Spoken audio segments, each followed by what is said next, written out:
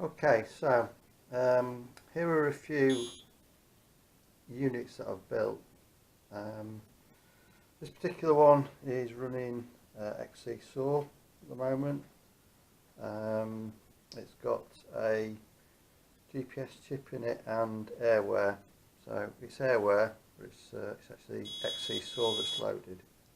Let's just turn this off a minute, it's making a bit of too much noise.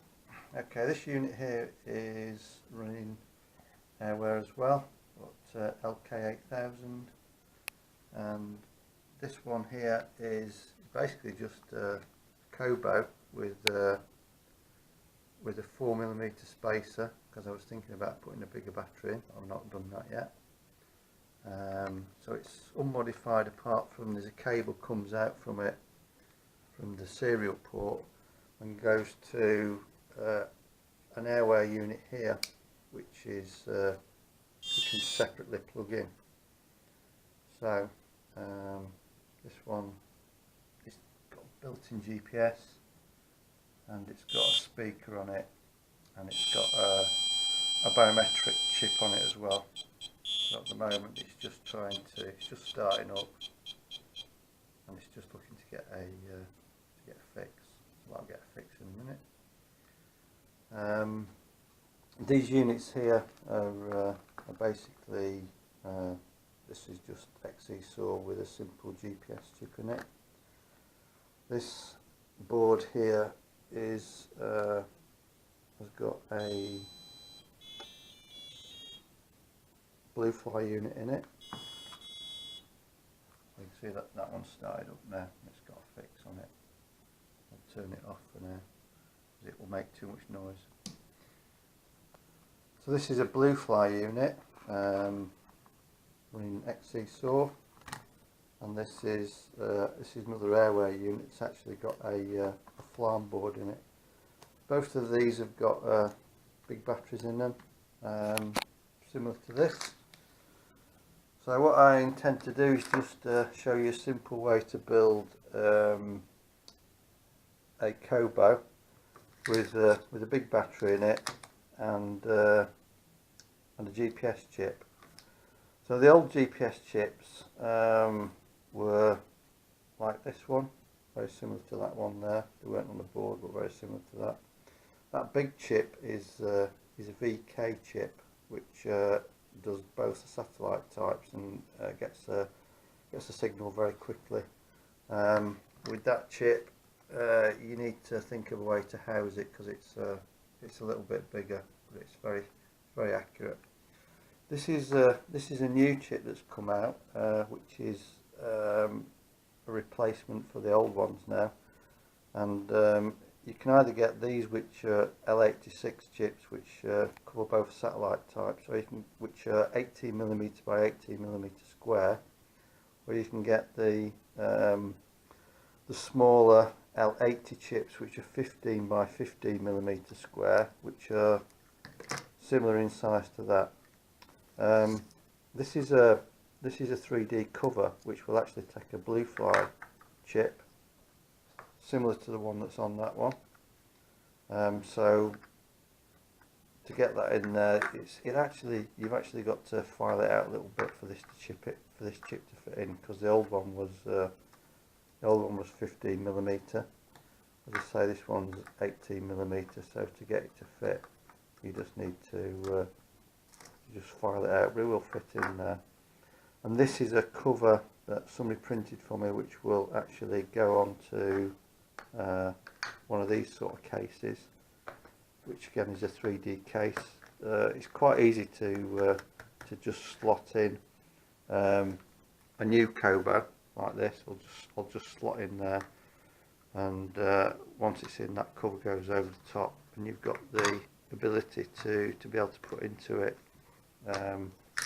one of these big batteries, which basically, if you're just running a blue fly unit, will last a couple of days or more.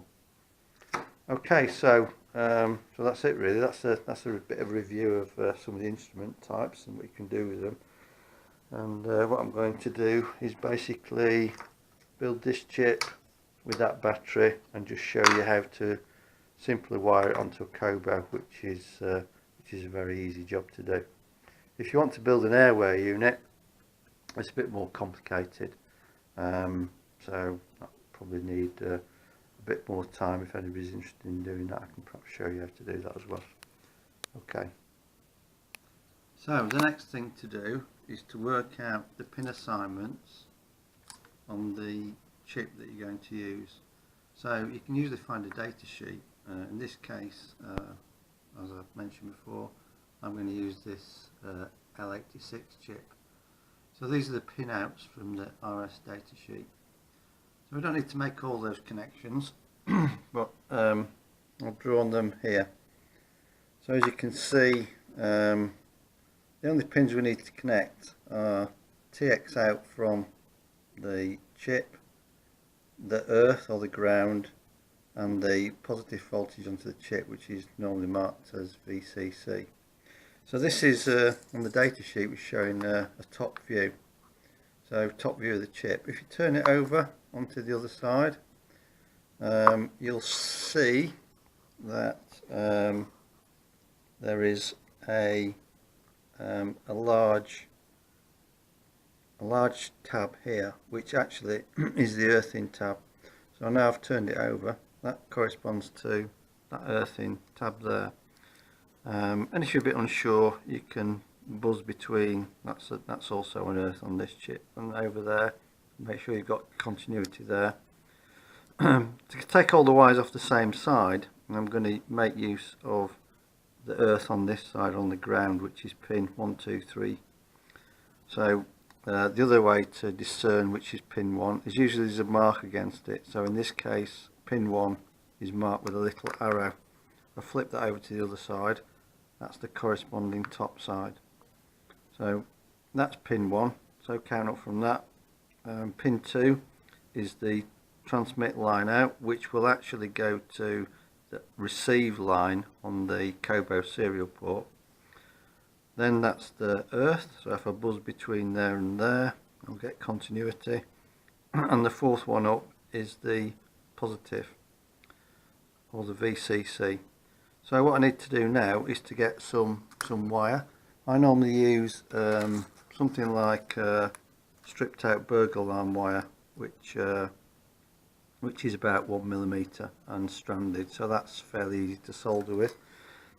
So I've got to make some solder connections onto pins 2, 3, 4, 2, 3, 4 here. Use appropriate colours so you can work out what's what. And those leads, once I've soldered onto here, are going to go to the Kobo, onto the serial port on the Kobo, which looks like this.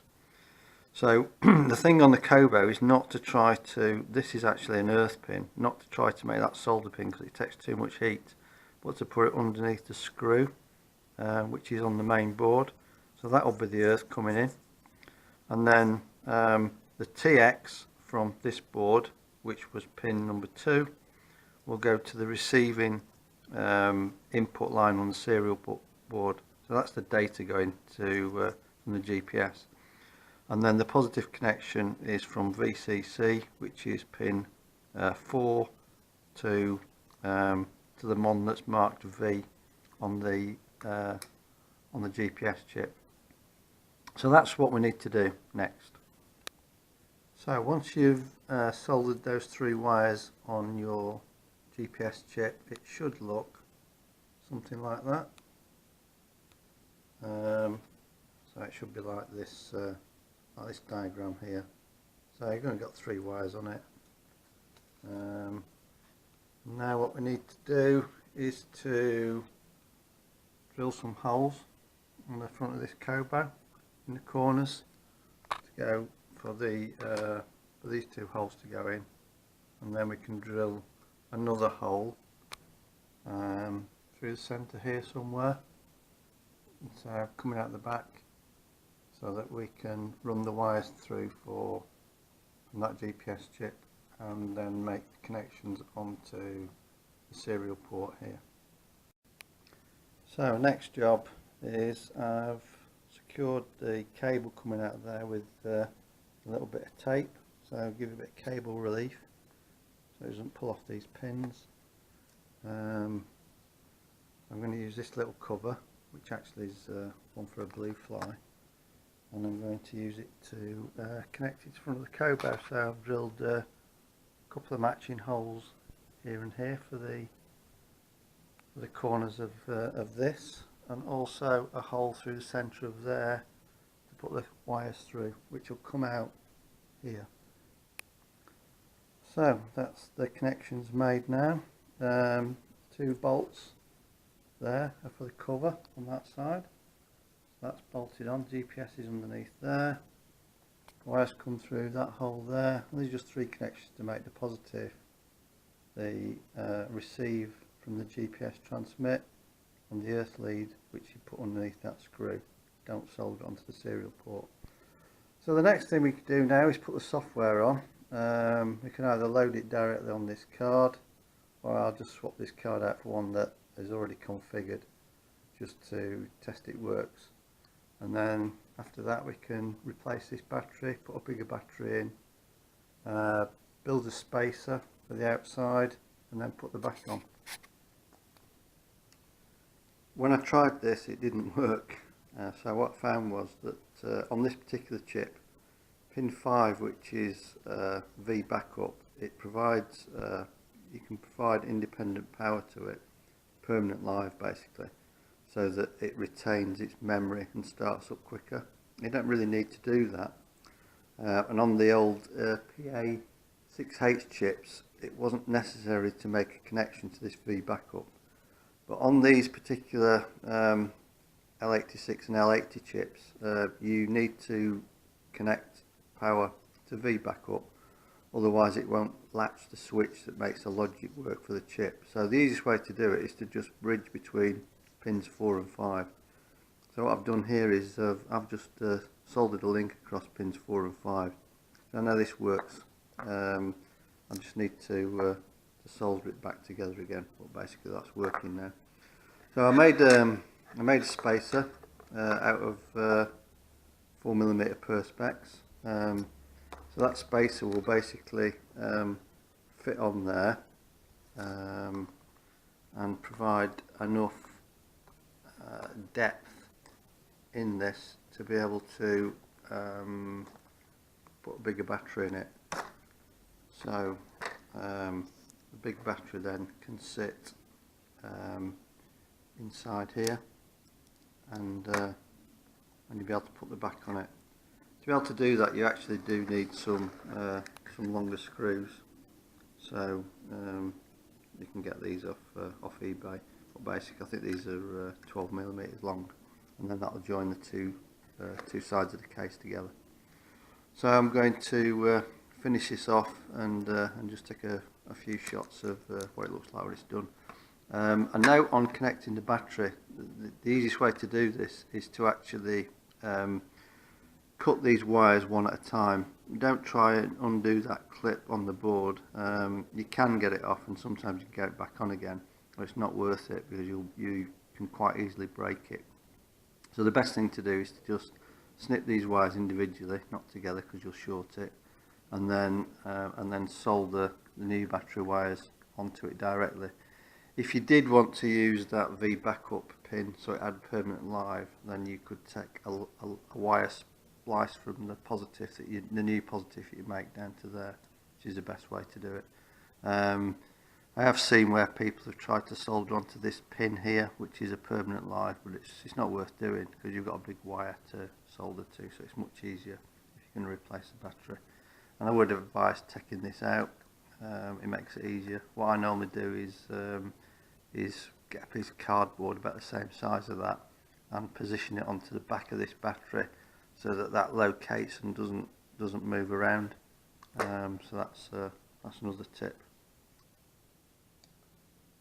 So the battery's fitted now, hooked up, and the cover for the spacer is over the top there. Just needs the screws put in it.